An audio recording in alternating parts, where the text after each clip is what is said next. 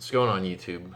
It's Worst Cat here again, and I got another InfoWars Patriot Challenge video coming at you. But this is actually something that I've kind of had a personal experience with, so bear with me while we tackle the question of how to take back your future. I'm going to go into some anecdotes, and this is, I have some notes here to organize my thoughts, but it's kind of unscripted, right? So I'm definitely interested to hear everybody else's opinion on how to go about doing this, but I think I've distilled it down into two kind of main points or main questions that we need to approach and answer and then act. And the first, and I guess I'll start off with the main point, and that is to be what you want to enjoy. I think that's the best way that I can put it. Mike Cernovich recently made a great quote, and I don't know if it's attributed to him, but it really framed kind of the basis of some of the things that I'm going to be saying, and that simply is you don't want you want what I have. You don't want to do what I do, and I think a lot of people fall into that mindset. Right? They see someone that's very successful. They see someone that has the things they want, and they want those things. But when it comes down to doing what you have to do to get there, that's a different story. Quite a bit of a different story. And really, that's the unfortunate part, right? Because I don't know. I mean, you can look across television, you can look across Hollywood, and you can see all the rerun ideas that are being pitched now. The remakes of Ghostbusters, remakes of I'm so disconnected from the entertainment world. I really don't miss it, but it seems that every couple of years, we're hearing about rehashes of different things, rehashes of old TV shows, and I can't help but think that that's because we're just stagnating creatively. And in my estimation, that's because you have two ends of the spectrum. You either are producing or you're consuming, and I think the world right now is in a place where a lot of people are just in a consumer mentality. And this is not a whole capitalism, how to govern thing. But in a more abstract sense, people are glued into Netflix or glued into Facebook and YouTube and Twitter and all the social media, and you're just inert. You're sitting, spending your time and getting nothing in return for it. You might giggle, you might laugh, see a funny video, Snapchat how great your hamburger looks at whatever place you're at, but really, what are you getting out of that? And the answer is nothing. And that's what I mean by being in a consume sort of mentality. We're just going through life, fulfilling the entertainment demand of the moment with our free time, and then we have to go back to our work or whatever responsibilities lay in front of us. And that's kind of where my personal experience comes in, because for the last couple of years I just realized, not tonight, but I realized a little bit ago that for the last couple of years I had really just been doing what I needed to do to succeed. And that's not just succeed, but excel and do that at a high level continuously. I've just capped a little bit over 16 years in the military, so I've loved every single minute of it, really. But it's easy to get pulled into a state where you're just reactive, and you're going for that 15 to 25 meter target, whatever it is, the close stuff that you have to get to, and that really starts consuming your lifestyle. And I noticed, I was spending my free time, I'd be playing games, I'd be doing, watching YouTube or whatever. But I started to look at, okay, well, what am I getting out of this? Is there is there any return on investment? Because I'm investing time, and time is arguably the most valuable thing any of us has to give. And I was really coming up with a big fat zero. I have hobbies that I love to do, and when I'm doing them, I'm happy, but I'm really not giving back to them all the time. Um, and I realized kind of I needed to follow the advice that I opened up with, and I need to be the thing that I want to enjoy. Um, and for me, that's art. That's drawing, painting. I have some time on a musical instrument in my background, and I've really just been getting an urge to get back into those creative things, the things that arguably make life worth living all that much more, right? Uh, they bring joy and fulfillment in ways that you just can't get when you're watching television, or you're you're snarking back and forth with your friends over Instagram or something. Um, and I realized that in that last 3 years or so, that I've 3 to 4 years really, um, man, I really didn't have goals to achieve. It was, hey, I do the things I have to do to succeed, professionally rather. But on a personal basis, I've been kind of neglecting my own development as a person. Um, so going into how to go about that and why that's so important in how we take our future back is because we want to move from a consumer mentality to a producer, right? And some of my friends are in the realm of they want to be a video game developer, or they want to be a musician. My brother is actually a pretty accomplished musician himself, but and God bless him, he's been making it happen. But I think we're moving in a direction where there is just so much more people consuming instead of producing, that the quality of our entertainment and the things that we enjoy is just spiraling down. um, I would argue that's true of the gaming industry as well, because hey, I love video games. um, but in that abstract fashion, if we start pulling people away from that consumer mentality into a producer mentality, then you have a world that's so much more rich. You have an you have a war of ideas that only produces the best ideas. Um, you might think that, hey, what am I going to really add to what's out there? You know, I like to draw, but I'm following 10 different artists that all draw what I love to do, and they do it way, way better than I do. Or I'm following or listening to several musicians that do exactly the thing that I love to hear, but they're doing it at a level so much better than I am. And you can go on and on with those kind of analogies, but what people are missing in that is that we don't have your perspective. We don't have your imagination. We're not hearing your music, your interpretation of a theme. We're not seeing your art.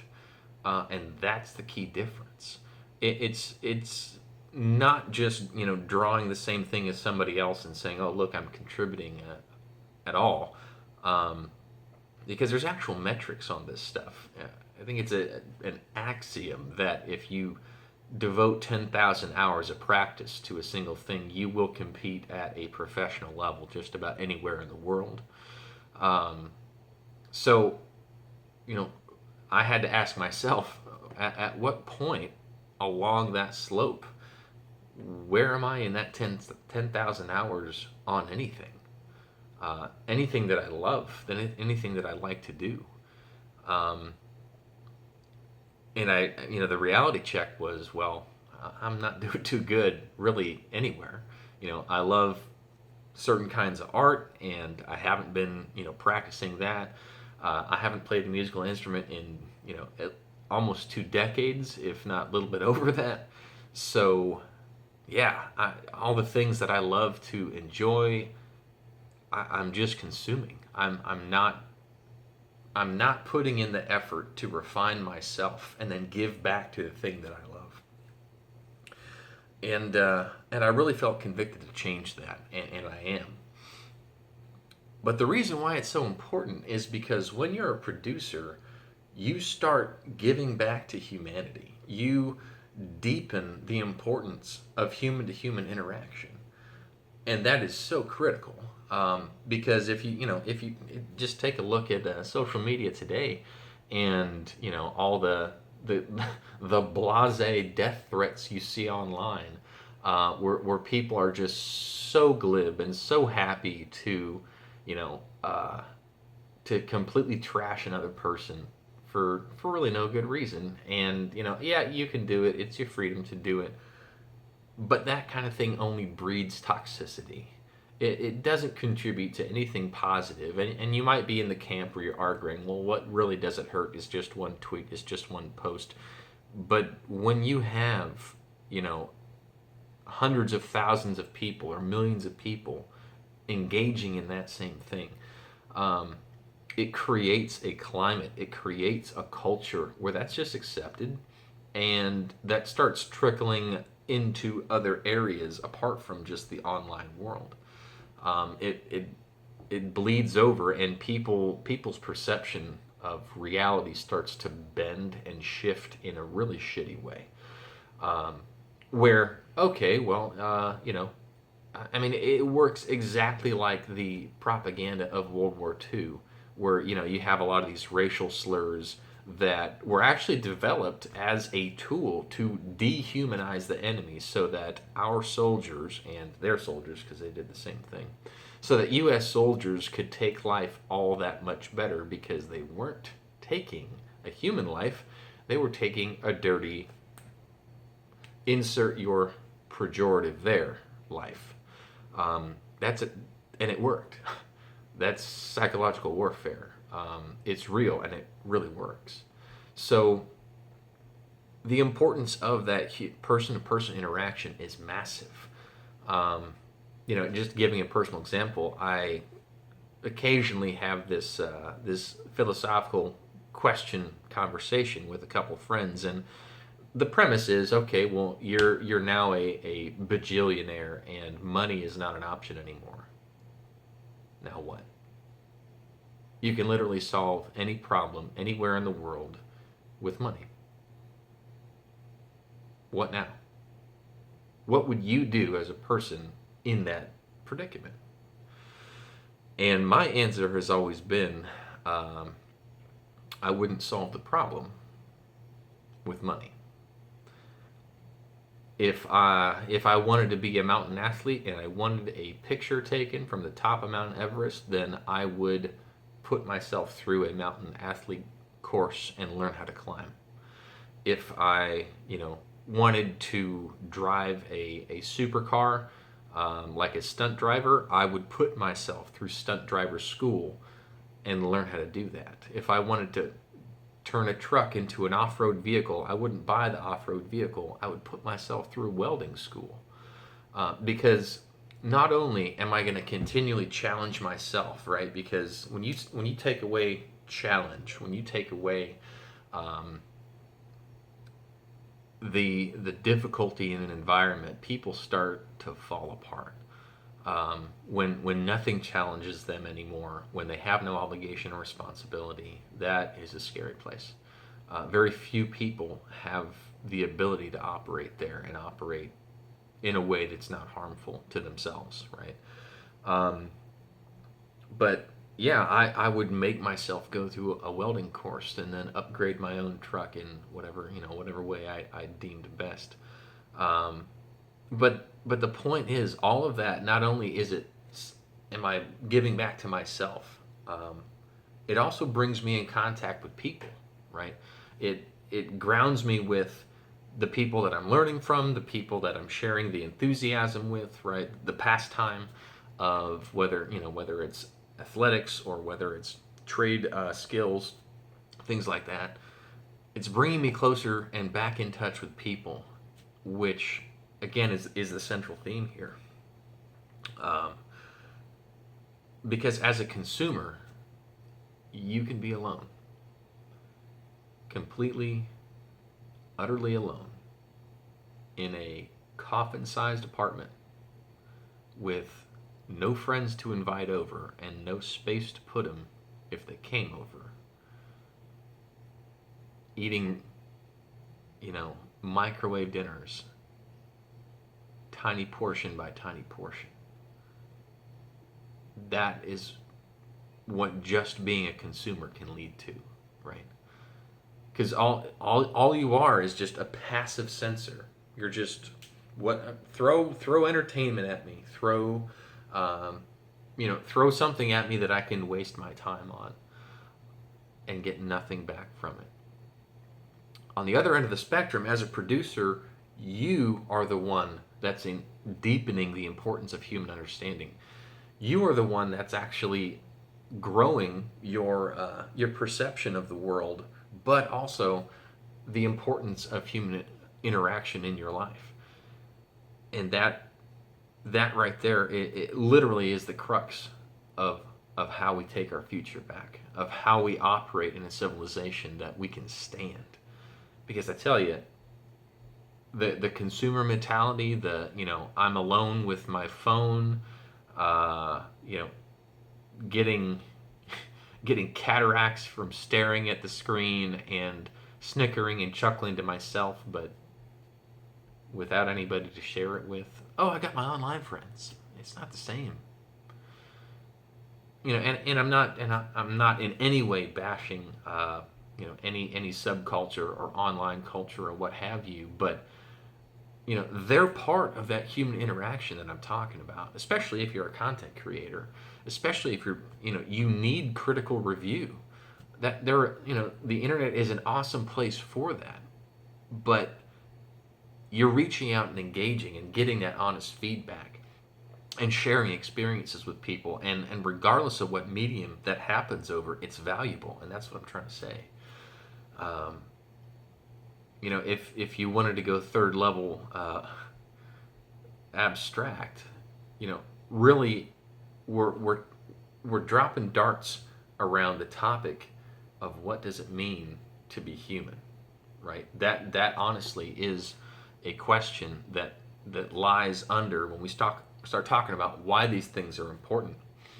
It that really is the root of a whole bunch of it.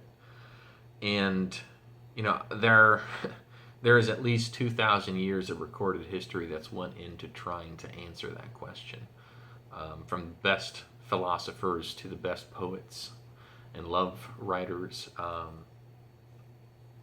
that have ever lived. And some could argue that you know we still haven't made a good enough case for an answer to that question.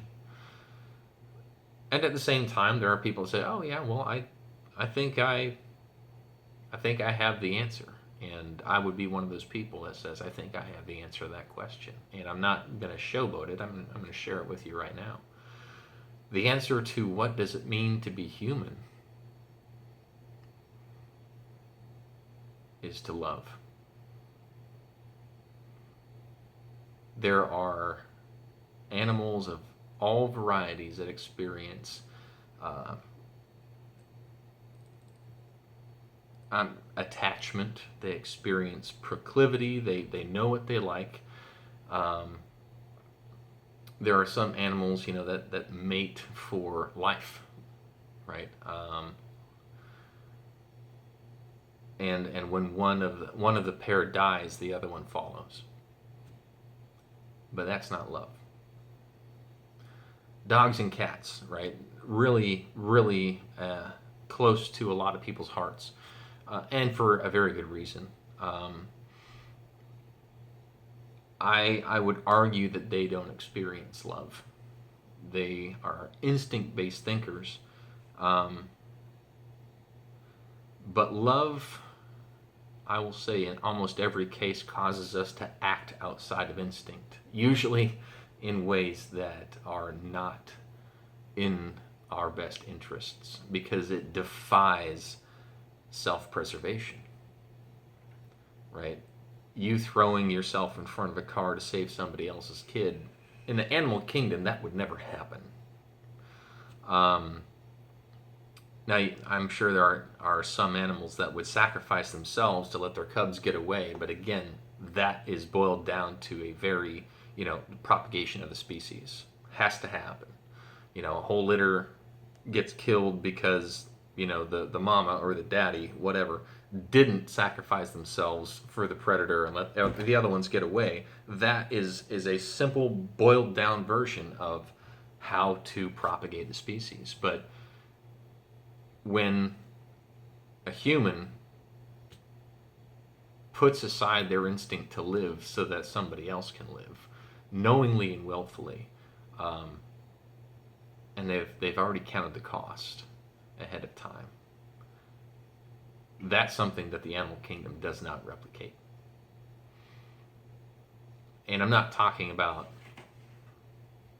love in necessarily the romantic sense, although that is another aspect of it, right? The Greeks were um, had many different words for love, and each one kind of sectioning off some of the different aspects that those the philosophers of their time and